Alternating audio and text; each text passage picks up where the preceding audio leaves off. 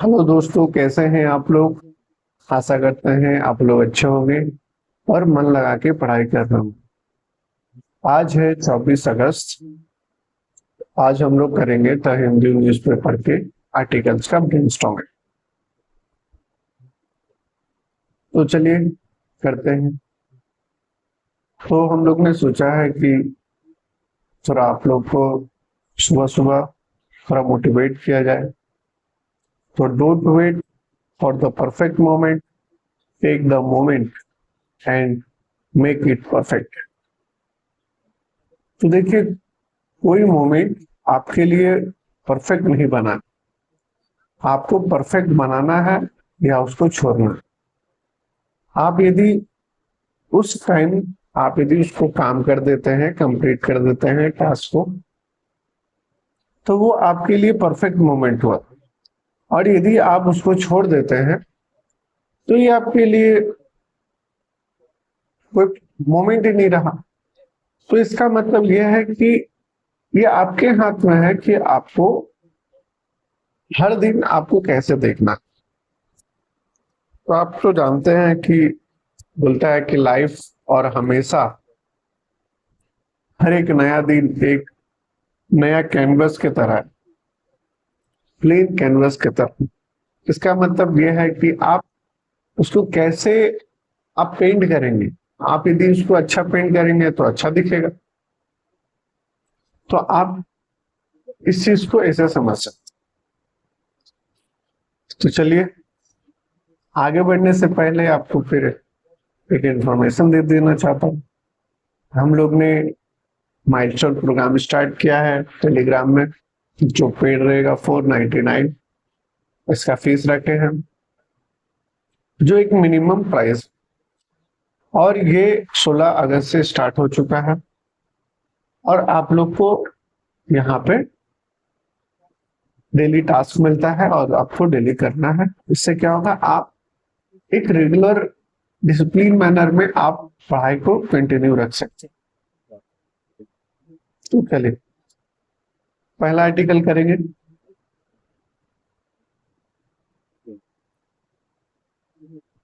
4895 crore FDI project come in under new framework.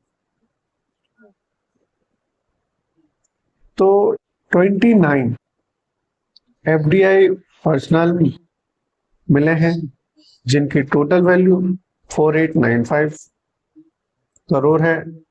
FDI का मतलब foreign direct investment, यानी foreign से इन्वेस्ट किया गया इंडिया में डायरेक्टली पैसा इन्वेस्ट कर।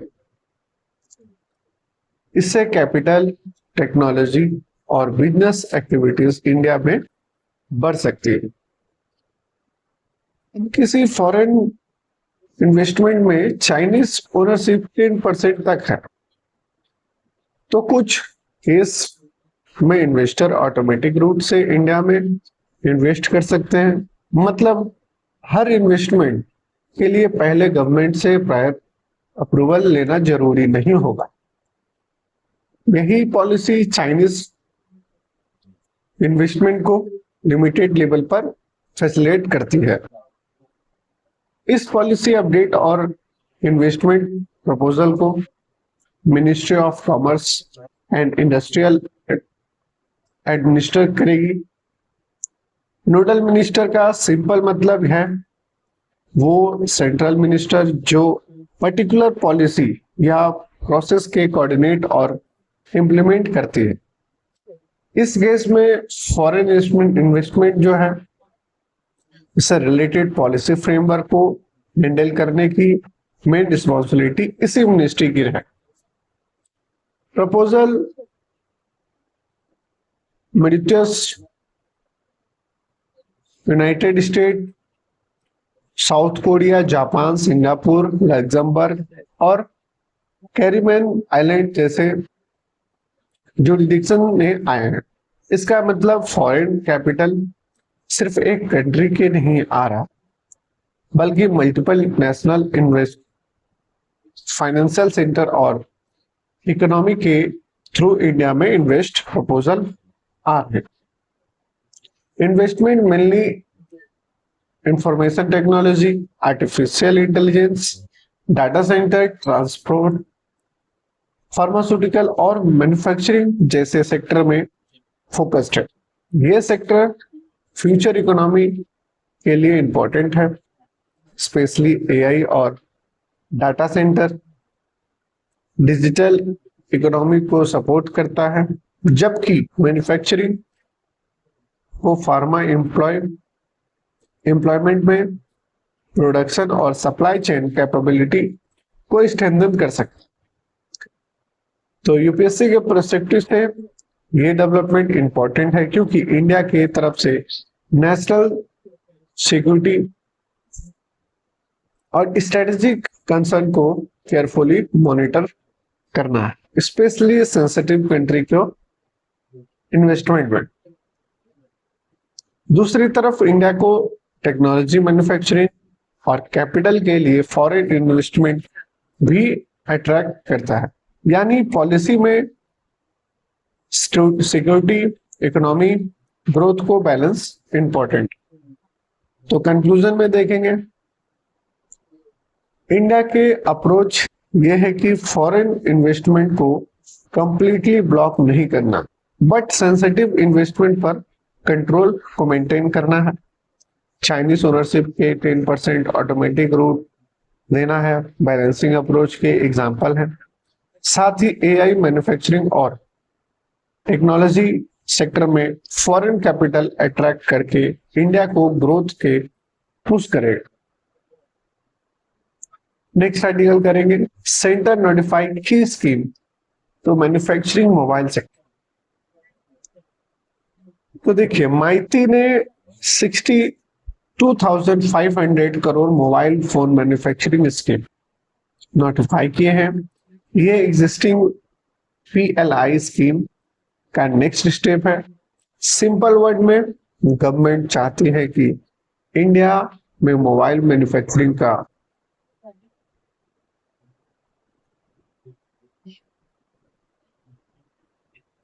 इकोसिस्टम और बड़ा कोई, हम सिर्फ असेंबली तक लिमिटेड ना रखें। स्कीम का मेन फोकस है domestic assembly, local value addition और इंडियन स्मार्टफोन ब्रांड को प्रमोट करना। मतलब फोन इंडिया में स्कीम होने के साथ साथ उसके ज्यादा प्रोमिनेंट एंड टेक्नोलॉजी भी इंडिया में डेवलप है। इससे इंपोर्ट पर डिपेंडेंसी कम होगी और डोमेस्टिक मैन्युफैक्चरिंग स्ट्रांग होगी। कंपोनेंट कंपनी जो है ये 5 साल तक 2.75 से 2.25 तक रिटायर्ड जो ट्राइड इनिशिएटिव मिलेगी, स्पेशली डोमेस्टिक पार्ट सोर्सिंग के लिए।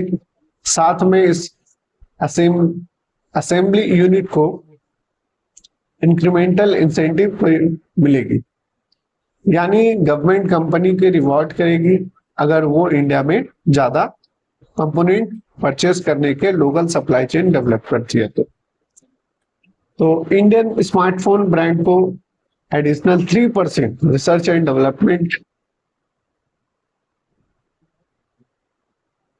इनिशिएटिव मिलेगी। और इंटरेस्टिंग पॉइंट ये है कि डोमेस्टिक कंपनी के लिए टर्नओवर थ्रेशोल्ड भी लोअर रखा गया है।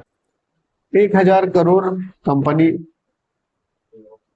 कंपेयर टू 10,000 करोड़ के फॉरेन फर्म। इस इंडिया के ब्रांड को रिसर्च, इनोवेशन और कंपटीशन में एडवांटेज मिल सकता है। अभी डोमेस्टिक वैल्यू को एडिशनल अराउंड 10 to 20% की, जिससे गवर्नमेंट 35 से 40 तक ले जाना चाहते हैं। सिंपल एग्जांपल, अगर 100 का फोन इंडिया में बन रहा है तो उसमें इंडिया में एक्चुअली क्रिएट होने के वाली जो काफी इंक्रीज करनी है, तो चाइनीज मैन्युफैक्चरिंग यूनिट को कंपेटेबल लेवल तक, समझे। तो स्कीम का टारगेट काफी एम्बिशियस है, around 60,000 direct job, 10 lakh rupees crore rupees जो है क्यूमुलेटिव प्रोडक्शन और 6 लाख करोड़ को एक्सपोर्ट बाई 2031 में। मतलब गवर्नमेंट सिर्फ फोन असेंबल करने पर फोकस नहीं है, बल्कि इंडिया के ग्लोबल मोबाइल मैन्युफैक्चरिंग और एक्सपोर्ट पर बनाना चाहते हैं। तो ओवरऑल MPMPS के idea simple, make in India को नेक्स्ट लेवल पर ले जाना है।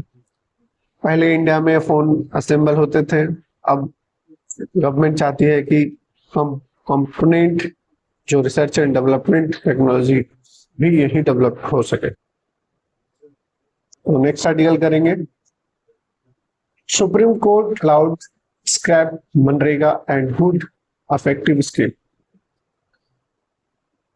सुप्रीम कोर्ट ने पुराने मनरेगा के तारीफ करके गुड अफेक्टिव स्कीम बताया है और कहा है कि ये फ्रीबीज या एक्सप्लॉयटेशन स्कीम नहीं है।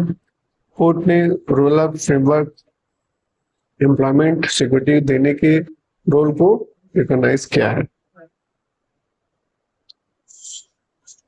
तो यूपीएससी के लिए टॉपिक काफी इंपॉर्टेंट है, क्योंकि ये 7 वेलफेयर स्टेट, जो DPSP, rule employment, centre state, physical relationship, federal और सोशियो इकोनॉमिक राइट से जुड़े हुए हैं। तो कंक्लूजन में देखेंगे, मनरेगा से VBPG ग्राम जी तक का सिर्फ नाम चेंज नहीं हुआ है, बल्कि एम्प्लॉयमेंट डे फंडिंग कैडर को प्लानिंग मैकेनिज्म में भी चेंज किया गया। तो नेक्स्ट आर्टिकल करेंगे, union plate trade need to IPMDA as answer. तो India Pacific and global economic में एक मेजर मरीन टाइम हाईवे समझ सकते हैं। यहाँ से nearly $7 trillion annual marine time trade flow होता है। इससे इंडिया पैसिफिक सिक्योर रहना सिर्फ एक रीजनल कंट्री के लिए नहीं है, पूरी ग्लोबल इकोनॉमी के लिए इंपॉर्टेंट है। IMPD के बेनिफिट सिर्फ स्क्वाड कंट्री तक लिमिटेड नहीं है। स्टैंडर्ड मरीन टाइम इंटेलिजेंस को आसियान, पैसिफिक आइलैंड कंट्री और इंडियन ओशन रीजन के स्मॉलर पार्टनर नेशनल के साथ शेयर करने, उनकी सर्विलांस कैपेसिटी इंप्रूव करने की कोशिश होती है। इंडो पैसिफिक सिर्फ जियोपॉलिटिक्स कॉम्पिटिटिव का एरिया नहीं है, ग्लोबल ट्रेड के मेजर लाइफलाइन भी है, इसलिए मरीन टाइम सिक्योरिटी में एक्सट्रीमली इंपॉर्टेंट है।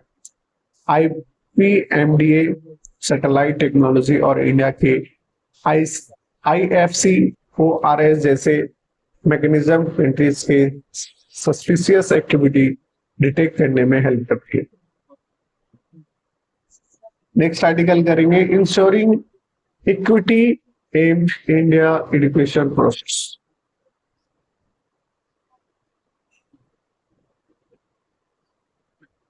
तो UDIST प्लस इंडिया के स्कूल एजुकेशन मेजर डेटाबेस है। इसकी रिपोर्ट के में अराउंड 1.47 मिलियन स्कूल और 240 मिलियन स्टूडेंट कवर किए गए। न्यू एजुकेशन पॉलिसी 2020 के ब्रॉडर ऑब्जेक्टिव एजुकेशन सिस्टम को मोर इनक्लूसिव, असेसिबल और क्वालिटी ओरिएंटेड बनाना है। इंडिया में स्कूल एनरोलमेंट और इंफ्रास्ट्रक्चर के प्रोसेस हुई है, बट रियल चैलेंज अब क्वालिटी, रिटेंशन और इक्विटी का एक स्टूडेंट के स्कूल तक लाना। फर्स्ट स्टेप है उसके quality education, retention, train teacher देना, डिजिटल एसेट और प्रॉपर इंफ्रास्ट्रक्चर देना है, इक्वालिटी इंप्रूव करना है। इसी गैप को नेशनल एजुकेशन जो पॉलिसी 2020 के एड्रेस करना चाहता है। नेक्स्ट आर्टिकल करेंगे सेविंग फेस। तो प्लीज प्रोटेस्ट के time AI facial recognition smart glasses and drone जैसे टेक्नोलॉजी यूज कर रही है। प्रॉब्लम तब अराइज होती है जब सर्विलांस के लिए क्लियर स्टेटरी फ्रेमवर्क की जुडिशरी ओवरसाइट ना हो। टेक्नोलॉजी यूजफुल है बट आर्टिफिशियल यूज प्राइवेसी और सिविल आर्बिट्री को अफेक्ट करती है। अगर facial recognition data processing private company के आउटसोर्स किए जाए तो एडिशनल रिस्क क्रिएट करते हैं, जैसे data leak, unauthorise access, misuse या unnecessary retention. Biometrics data highly sensitive होते हैं क्योंकि पासवर्ड के तरह फेस को सिंपली चेंज नहीं किया जा सकता। ओवरऑल एआई सर्विलांस पुलिसिंग के स्मार्टर और एफिशिएंट बना सकती है, बट टेक्नोलॉजी के साथ strong legal safeguard equally important है। पीसफुल प्रोटेस्ट, प्राइवेसी और इंडिविजुअल फ्रीडम को प्रोटेक्ट करने के लिए जेन्युइन सिक्योरिटी थ्रेट को एड्रेस करना होगा। यूपीएससी में इसे आप आर्टिकल 19, आर्टिकल 21 प्राइवेसी, प्रोपोर्शनैलिटी और लीगल गवर्नेंस से कनेक्ट कर सकते हैं। और लास्ट में ये भी बता सकते हैं कि 2017 के पुट्टा स्वामी केस जो सुप्रीम कोर्ट ने जजमेंट दिए थे, तो उसमें प्राइवेसी जो है फंडामेंटल राइट, ये आपको ध्यान रखना है। तो दोस्तों आज हम लोग जल्दी जल्दी रैप अप किए हैं, तो जाने से पहले आप फिर से ये प्रोग्राम दे सकते हैं। और वीडियो अच्छा लगा हो तो वीडियो को लाइक करें, शेयर करें एंड सब्सक्राइब करें। तो मैंने पहले आपको बताया था कि आप लोग क्या पढ़ रहे हैं, कितना घंटा पढ़ रहे हैं, कमेंट में बताइए। कमेंट में आप लोग बता नहीं रहे, मतलब कि कोई रिस्पॉन्सिबिलिटी ही नहीं है आप लोग। तो अब बताइए, अब इतना आप लोग के लिए मैं कर रहा हूँ, तो आप लोग सिर्फ ये बता सकते हैं कि कितना घंटा पढ़ रहे हैं और कितना घंटा का टारगेट है। तो ये आप लोग के लिए ही फायदा रहेगा। तो चलिए, मुझे सिर्फ हर दिन बताना है, हर दिन आपको जगाना है, और काम तो आप लोग को ही करना पड़ेगा। तो कोई नहीं, फिर से देखिए, टीचर का मेन काम क्या है? स्टूडेंट पढ़े या ना पढ़े, उसको हमेशा जगाना, हमेशा उसको बताना कि आप क्या गलती कर। तो आप लोग गलती कर रहे हैं, वो हम आपको बता रहे हैं, आप लोग को समझना चाहिए। चलिए, फिर मिलेंगे नेक्स्ट वीडियो में। जय हिंद, जय भारत, मन लगा के बढ़िए। Thank you so much.